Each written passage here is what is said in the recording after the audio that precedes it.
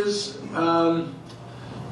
so first of all, we're not fertilizer experts. So I'll qualify a little bit anything I say about fertilizer specifically by virtue of the fact that we're just not experts at fertilizer. Although I think the question is more, is that going to impact supply? So I don't know that it's going to impact acres very much.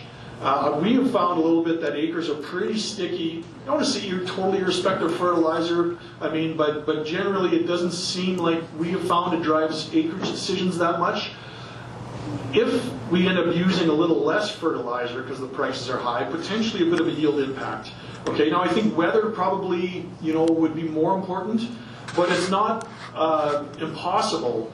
That high fertilizer prices maybe lead themselves to maybe a bit of a dampening effect on yields, possibly. There's all sorts of what ifs, but that would be my thought on that. So yeah, potentially.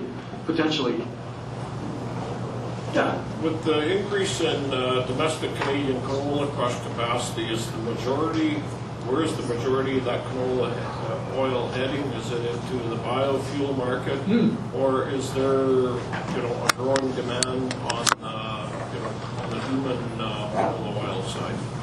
Yeah, that growth is all biofuel. Actually, that growth is all biofuel. If you look at, I'd be happy to share some charts or whatever with anyone who's curious after the fact. I didn't include them in my presentation, but the growth is biofuel driven. Okay, so the human consumption part of it is, I'll say, relatively flat.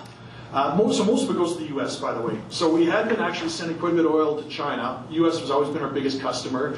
And then when China put tariffs on oil and meal, that actually really screwed us too, to be quite honest. That really hurt those crush margins for a while on the meal and oil side both. They've lifted the tariffs on meal, which is definitely helpful. They haven't on oil, which would be kind of nice. But that is U.S. driven, and it is biofuel that's driving the growth. So yeah, that is definitely a biofuel story, which, by the way, with the U.S. biofuel policy, hopefully get a little bit of clarity here soon. We're optimistic about demand for canola oil in the U.S., even if it doesn't meet all the favored status boxes in the U.S., of which there's a little bit of uncertainty. But we want to cheer on that U.S. biofuel policy because that's definitely helping our canola prices unquestionably. So, but yeah, that really is a biofuel story for sure, and almost all of it is going to the U.S.